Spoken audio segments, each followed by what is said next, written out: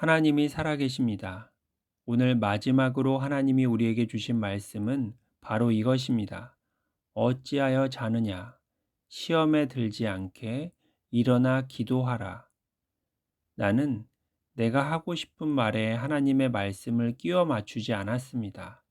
말씀은 매일 한 장씩 넘기면 나오는 캘린더 말씀이고, 지금까지 말한 12가지 죽음은 하나님이 11일 전에 1시간도 안 되는 짧은 시간에 모든 주제를 생각나게 하신 하나님이 알려주신 말씀입니다.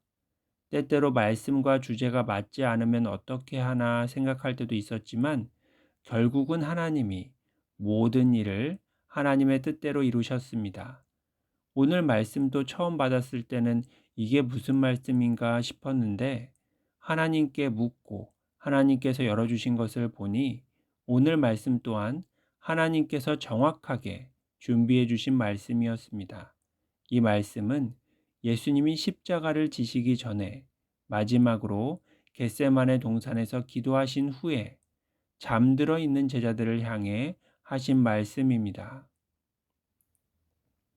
주님은 우리에게 말씀하십니다. 어찌하여 자느냐? 주님은 우리에게 자고 있다고 말씀하십니다. 자고 있지 않았다면 우리는 하나님께 기도를 했을 것입니다. 그렇다면 우리를 하나님께 기도하지 못하게 하는 것은 무엇일까요? 바로 우상입니다. 십계명 중에서 제일 계명이 무엇인지 혹시 기억하십니까? 바로 너는 나 외에는 다른 신들을 내게 두지 말라입니다. 그런데 이상하죠. 혹시 하나님 말고 다른 신이 있을까요? 없습니다. 그런데 다른 신들을 두지 말라니요. 신은 없습니다. 그런데 우리가 신처럼, 아니 하나님처럼 여기는 다른 것들이 있다는 뜻입니다. 너는 나 외에는 다른 신들을 내게 두지 말라는 말씀은 다른 종교를 가지지 말라는 뜻이 아니라 하나님의 얼굴과 나의 얼굴 사이에 다른 어떤 것도 두지 말라는 뜻입니다. 성경은 탐심, 그러니까 우리의 욕심을 우상 숭배라고 말하고 있습니다. 우리가 생각하고 있는 우상과 많이 다르죠? 내가 하나님께 기도하지 못하게 하는 것, 내가 하나님께 기도하는 것을 방해하는 모든 것이 우상인 것입니다. 옛날에 우리나라에는 신주단지라는 것이 있었습니다.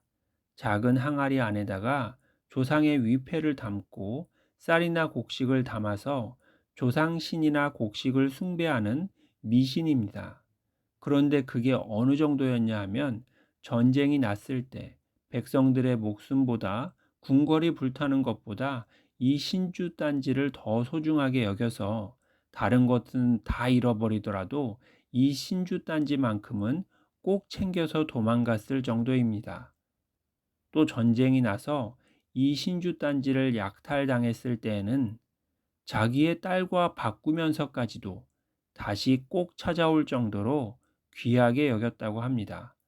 정말 바보 같은 짓이죠. 정말로 아무것도 아닌데 우리가 두려워하거나 중요하게 여기는 것이나 좋아하는 것이나 맞다고 생각하는 것이나 꼭 해야 한다고 생각하는 일들이 있습니다. 이 모든 것들이 바로 우상입니다. 신주단지처럼 완전히 깨어지고 버려져야만 하는 것들입니다. 이렇게 말하니까 좀 와닿지가 않나요? 조금 구체적인 예를 들어보겠습니다. 우리는 아프면 의사한테 갑니까? 하나님께 기도합니까? 우리는 보험이 더 중요합니까? 하나님이 더 중요합니까? 우리는 드라마가 더 기대가 됩니까? 하나님이 더 기대가 됩니까? 우리는 어떤 사람의 팬입니까? 아니면 하나님을 더 사랑합니까? 우리는 일에 더 집중합니까? 아니면 하나님께 더 집중합니까? 우리는 돈이 더 필요합니까? 아니면 하나님이 더 필요합니까? 내가 신나서 말하는 것은 무엇입니까? 하나님의 이름을 자랑합니까? 하나님께도 이것만은 양보할 수 없는 무엇이 나에게 있습니까? 우리의 신주단지는, 우리의 우상은 완전히 깨어지고 모조리 버려져야만 합니다. 그 다음에 주님은 우리에게 말씀하십니다. 시험에 들지 않게 라고 말씀하십니다. 시험에 드는 것이 무엇입니까? 사탄의 유혹에 넘어가는 것입니다. 그리고 하나님의 말씀대로 행하지 않는 것입니다. 그럼 반대로 시험에 들지 않는 것은 무엇입니까? 사탄의 유혹에 넘어가지 않는 것입니다. 그리고 하나님의 말씀대로 행하는 것입니다. 우리가 유혹이라고 말하면 바로 생각나는 그런 유혹들도 물론 있겠지만 오늘은 마지막이니까 조금 다른 유혹에 대해서 말하겠습니다. 첫째는 성경의 인물들입니다. 우리는 성경에 나오는 인물과 우리를 단순히 비교해서는 절대로 안 됩니다. 조건이 완전히 다르기 때문입니다. 우리는 그들에 비해서 훨씬 많은 것을 받았습니다. 율법이 아예 없었을 때, 그리고 모세의 율법이 주어졌을 때, 그리고 구약 히브리 성경이 주어졌을 때, 예수님이 오셨을 때, 또 성령님이 오셨을 때, 그리고 신약 성경이 완성되었을 때, 이 각 때는 완전히 다릅니다. 그들과 우리는 초등학생과 대학생의 차이보다 더 큰 차이가 납니다. 둘째는 종교적인 의식들입니다. 나는 예전에 예배 시간이 가장 중요한 줄 알았습니다. 하지만 하나님이 예배 시간 때 나를 불러서 다른 일을 시키신 적이 있습니다. 그 이후로 나는 예배 시간보다 하나님을 더 우선으로 생각하게 되었습니다. 셋째는 과거의 하나님입니다. 지금 내가 아는 하나님은 당연히 극히 일부입니다. 하나님을 계속해서 알아가지 않으면 내 하나님은 살아계신 하나님이 아니라 내 경험과 생각과 지식에 갇혀버린 우상이 되어버리는 것입니다. 우리는 지금까지 12가지 죽음에 대해서 살펴봤습니다. 복음을 몰라서 죽습니다. 우리가 전하지 않아서 죽습니다. 바른 복음을 몰라서 죽습니다. 정혼하여 신랑을 기다리는 신부가 아이를 잉태하면 돌에 맞아 죽습니다. 이것은 우리가 불순종과 욕심과 죄악을 잉태해서는 안 된다는 뜻이었습니다. 말씀에서 더하거나 빼면 하나님을 믿는 것이 아닙니다. 그러면 우리는 죽을 수밖에 없습니다. 말씀을 듣지 않으면 죽습니다. 말씀을 행하지 않으면 죽습니다. 말씀을 전파하지 않으면 죽습니다. 하나님을 앞서면 죽습니다. 하나님에게서 뒤처지면 죽습니다. 나의 생각과 나의 한계를 믿으면 죽습니다. 말씀을 있는 그대로 지키지 않으면 죽습니다. 내가 할 수 없음을 인정하지 않으면 죽습니다. 주님을 믿고 주님께 맡기지 않으면 죽습니다. 구원의 말씀에 치우쳐 죽습니다. 사랑의 말씀에 치우쳐 죽습니다. 내가 아는 말씀에 치우쳐 죽습니다. 사람을 믿고 사람의 말을 따라 살면 죽습니다.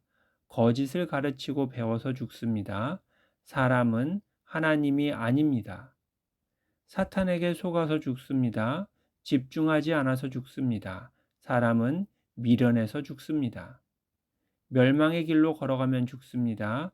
주님과 세상을 뒤섞어 사랑하면 죽습니다. 주님을 최고로 사랑하면 죽습니다. 이것은 주님께 전부가 아닌 일부를 드리면 죽는다는 뜻이었습니다. 주님을 믿지 않으면 죽습니다. 다른 것 다 버리지 않으면 죽습니다. 말씀 읽지 않으면 죽습니다. 기도하지 않으면 죽습니다. 하나님과 나 사이에 다른 것을 두면 죽습니다. 이게 전부일까요? 당연히 아닙니다. 우리가 죽는 이유와 방법과 그 길은 훨씬 더 많습니다. 그냥 저는 하나님이 생각나게 하신 우리가 죽는 죽음의 아주 일부만 말한 것입니다. 지금까지 이 12가지 죽음을 들었는데 무슨 생각이 드나요? 나는 죽을 수밖에 없구나. 이 생각이 든다면 지금까지 아주 잘 들으신 것입니다. 이 12가지 죽음을 말한 목적이 무엇일까요?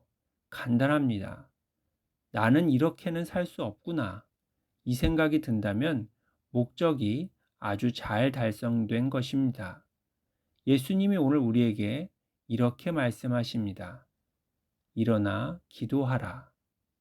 우리는 할 수 없지만, 사람은 누구도 이렇게 살 수 없지만 하나님은 하실 수 있습니다. 그래서 하나님을 믿고 하나님의 말씀대로 따라 사는 것만이 우리가 살 수 있는 유일한 길인 것입니다. 내가 진실로 너희에게 이르노니 누구든지 하나님의 나라를 어린아이와 같이 받들지 않는 자는 결단코 그곳에 들어가지 못하리라. 우리에게 어린아이 같은 믿음이 필요합니다. 어린아이 같은 믿음은 바로 이것입니다. 부모님이 하라는 것은 꼭 하는 것입니다. 부모님이 하지 말라는 것은 절대로 안 하는 것입니다. 그리고 아무리 인상이 좋아 보이는 사람이 무엇으로 유혹하더라도 절대로 따라가지 않는 것입니다. 지금은 마지막 때입니다. 민족이 민족을, 나라가 나라를 대적하여 일어나고 있습니다. 곳곳에 기근과 지진이 있습니다. 불법이 성하고 많은 사람의 사랑이 식었습니다. 예수님께서 거짓 그리스도들과 거짓 선지자들이 일어나 큰 표적과 기사를 보여 할 수만 있으면 택하신 자들도 미혹하리라 라고 말씀하셨습니다. 그래서 우리는 진짜와 가짜를 어떻게 분별해야 할까요? 간단합니다. 우리가 구원받는데 하나님과 예수님과 성령님을 믿고 그 말씀을 따라 사는 것 외에 다른 무엇이 꼭 필요하다고 말한다면 이단입니다. 어떤 전통이든지, 어떤 의식이든지, 어떤 사람이든지, 다른 무엇의 도움이 꼭 필요하다고 한다면, 추가적으로 꼭 필요한 그 무엇이 있다고 말한다면 그 사람은 거짓 그리스도이고 거짓 선지자인 것입니다. 모든 믿는 사람과 모든 성직자는 다 똑같은 한 사람의 증인일 뿐입니다. 그래서 세례 요한처럼 주님께로 모든 사람을 인도하고 주님께 그 자리를 내어드리고 뒤로 빠져야만 합니다. 모든 영광은 오직 주님만 받으셔야 합니다. 복잡한 것 하나도 없습니다. 우리는 주님을 믿고 주님의 말씀만 따라 살면 됩니다. 어찌하여 자느냐? 시험에 들지 않게 일어나 기도하라. 하나님의 나라와 하나님의 의와 하나님의 뜻이 우리와 이 땅 가운데 온전히 그대로 이루어지기를 소망하며 기도합니다. 할렐루야.